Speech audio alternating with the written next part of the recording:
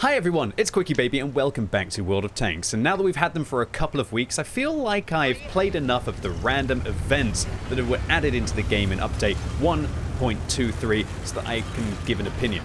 So firstly, let me add a disclaimer. When I first heard about random events, I thought they would be awful. I didn't like the idea of them. I thought that it would mess up the maps. I was quite negative towards them. And I found that over the last few weeks of actually playing them, that they don't really have that many negative implications, and I think that they actually add quite a lot of excitement and interest to the battles.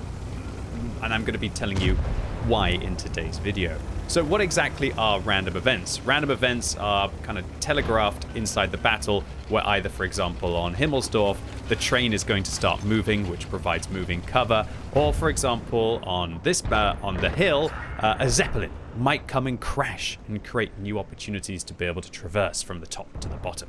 So how can you tell if you're playing a map where random events could happen? Well, you'll see in the top right hand corner it says tested map. So that means that mad things can happen on a tested map. Now, a lot of you might be getting these and wondering, well, I don't really like them, I don't want them in the game. Well, if you go into your settings, you can actually turn them off. There should be an option, which funnily enough doesn't show in the settings here, but it actually is there, that you can turn off experimental or tested maps. So you can remove them. Now, it was quite interesting when they were first released towards the latter part of November. There was actually something wrong with, I guess, the map distribution, and you would get Ruinberg or the tested maps pretty much every battle or every other battle, which meant that at least you got a good amount of testing in. Since then, I believe Wargaming have fixed this problem and you don't get them nearly so much. But when you do load into the battle, if you do have them enabled, make sure you take a look at the top right, because that will give you an idea about whether possible crazy things are going to happen. So what is Wargaming's main feature? What are they trying to achieve with these random events that can happen? I guess it's just to add a dynamic nature to the map, and then to add even more variety to the battle and to change the way that battles could go. Now, there's multiple ways that they could implement this. They could implement it so they literally occur at complete random. Sometimes it might not happen. Sometimes it will happen. It could be completely at random just to spice things up a little bit. Or Wargaming could make it so, for example, here comes the bomber that I believe is going to crash on the other side of the map. As you can see, it's about to explode. And there actually is a Zeppelin that's going to crash here as I detach the camera, and we'll go watch it and leave my 705A in combat. So Wargaming could make it so this is kind of like event triggered, so maybe it happens later on in the battle when there's not too much going on. And then, whoa, there you go. The Zeppelin has crashed, and what it does is many things. Firstly, it creates more cover in the middle of the map, which encourages people to advance. And also, it has now opened up a route, as we can see here, so you can go from the top of the hill all the way down like this WZ-111-5A. So it definitely has totally changed the way that Himmelsdorf works.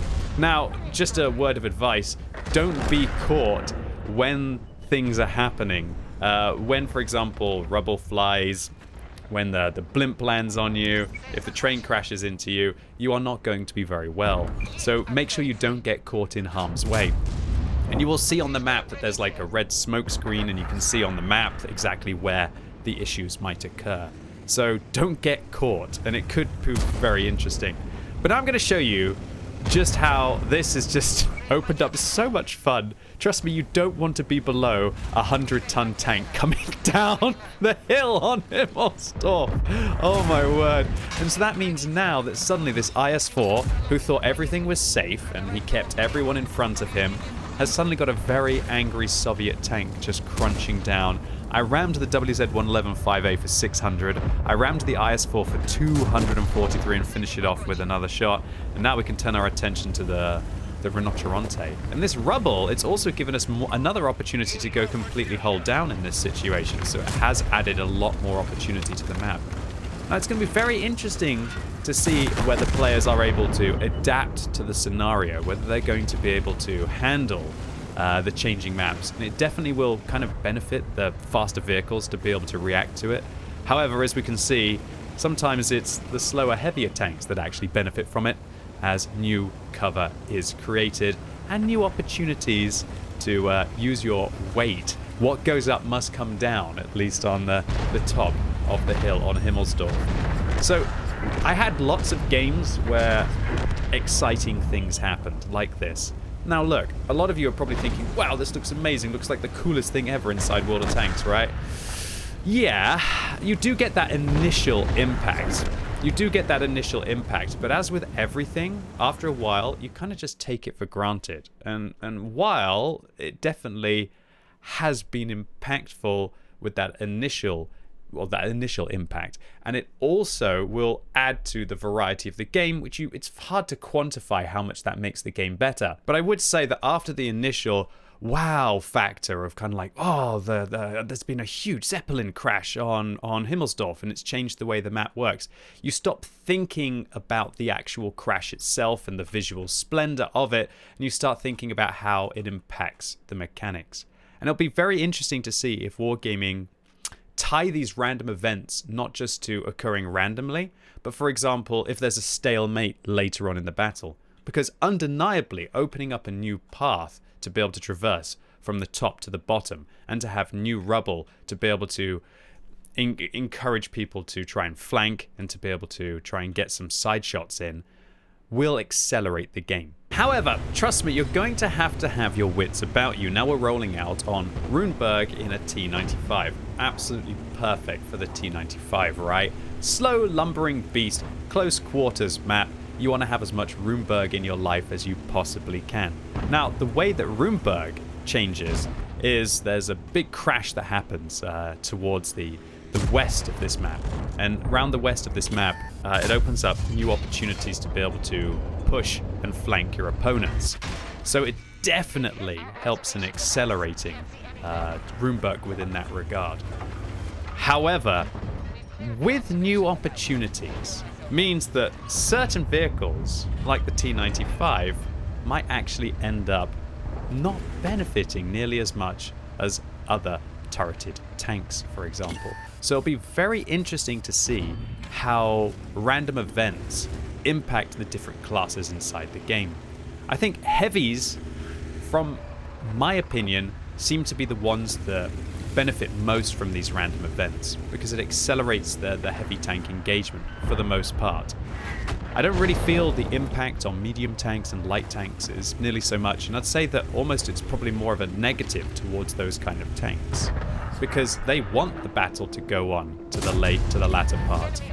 So as I'm in a T95 in a fairly nice matchup here, I push forwards, I want to get artillery safe, and I want to try and get my opponents in front of me and start punishing them. And boy, I was thinking, oh, this is going to be a massive game, right?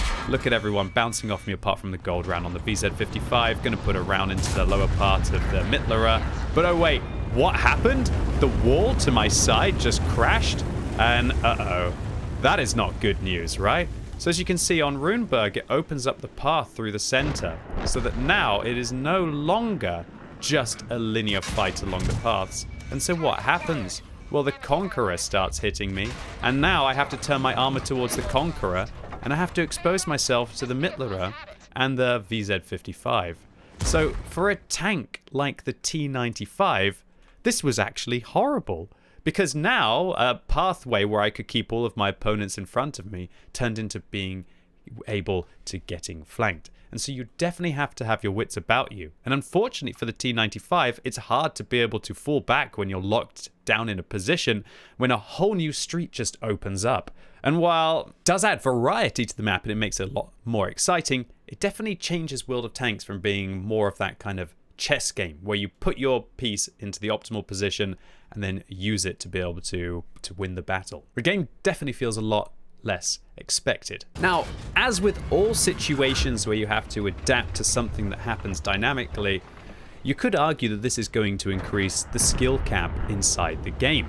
Undoubtedly, because players who are better at reacting and adapting will have an advantage at catching out players who are unable to do so, such as, for example, me in that T95. The Conqueror made a good push play, got the opportunity for a side shot, and irrelevant of how unflexible the T95 is at being able to adapt to the scenario, unlike a heavy tank, there was really the opportunity that I got owned there by that Conqueror, right? However, sometimes these random events can just create the most ridiculous scenarios. So what's happening right now is, hold on, I've got to fly over there as quickly as I can.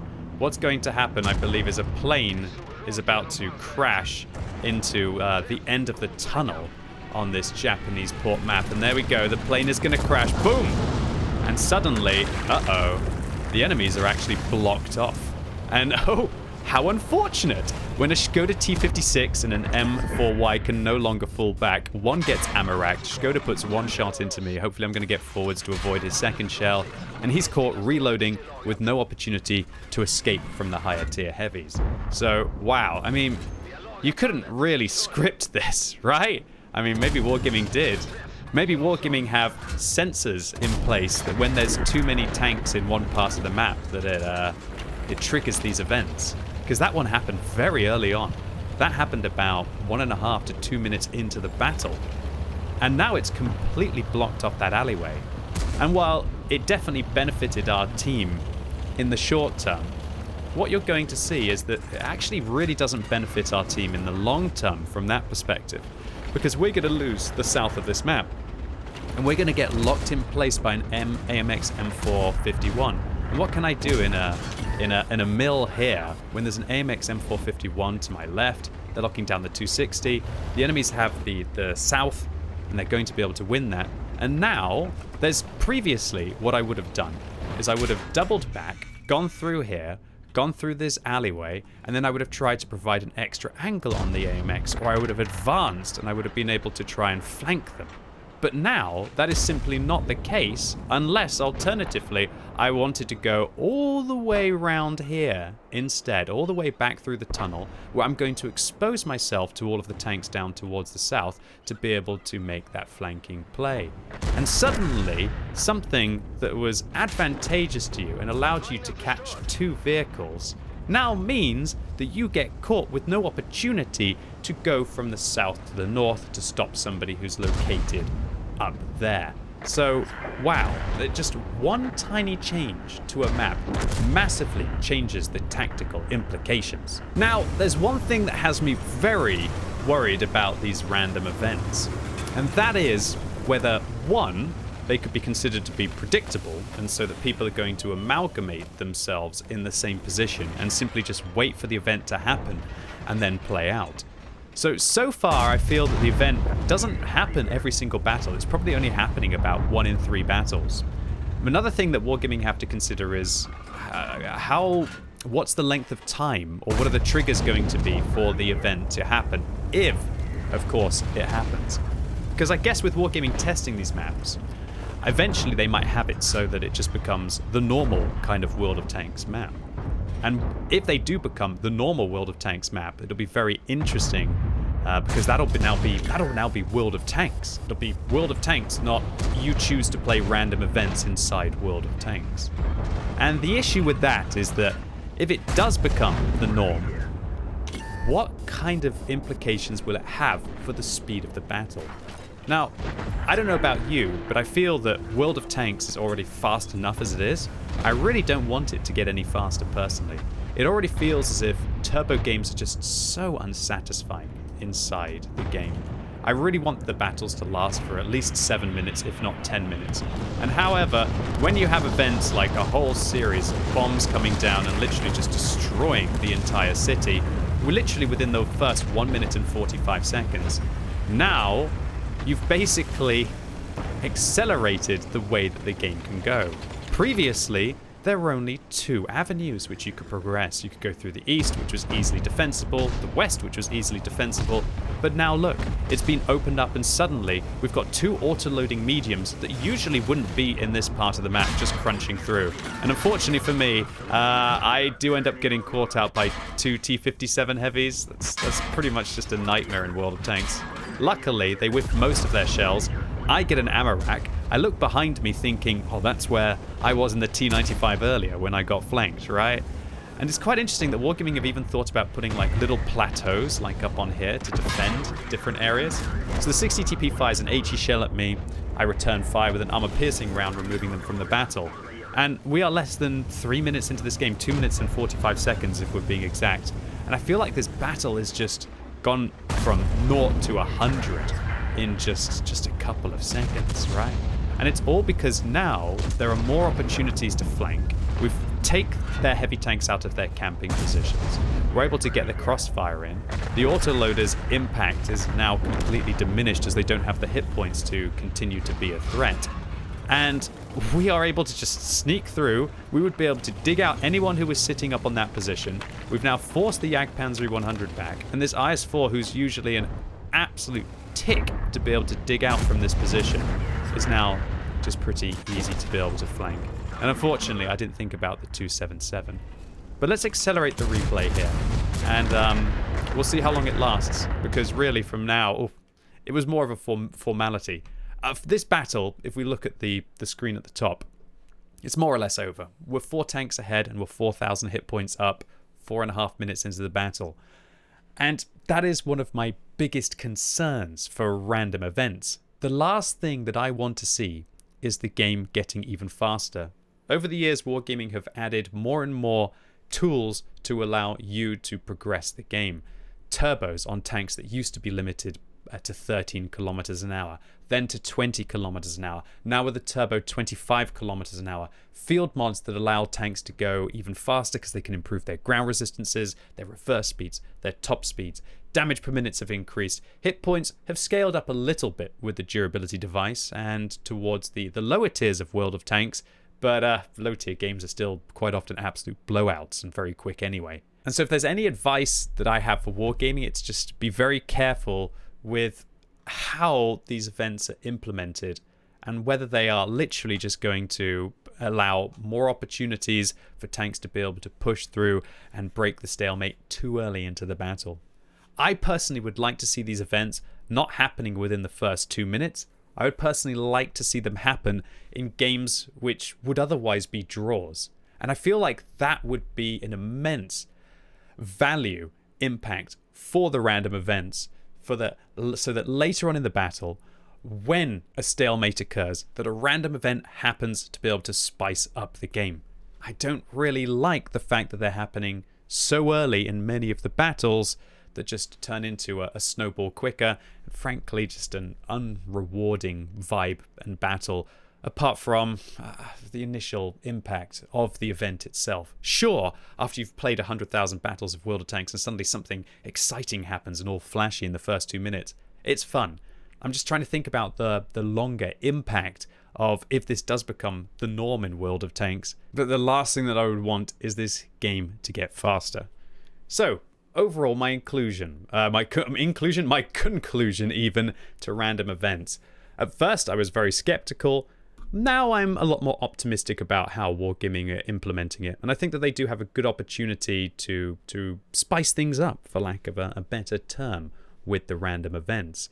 One of my biggest hopes is that some of the maps that have water, that they could have like a tide that reduces out or a swell, so that later on in the battle that you have more opportunity to progress through parts of the map that were previously inaccessible. I think that would be a fantastic opportunity to break some of those long drawn out camp fests. But by far my biggest feedback for Wargaming is, please do not make these predictable so that players amalgamate around them and just wait, because that would be the worst thing ever if the meta now became waiting for the event to happen before the push is implemented. Anyway, ladies and gents, boys and girls, that was my look at random events inside World of Tanks. I really hope you enjoyed this video and you liked my breakdown. If you did, give it a thumbs up. If you hated it, give it a thumbs down. And let me know what you think about random events in the comments down below. Do you think they look really cool? If you haven't played them, are you going to try them out? Or have you played them, didn't like them, and turned them off? And if that was the case, why? And if you're watching this video as it goes live on Thursday, I'm going to be going EBR racing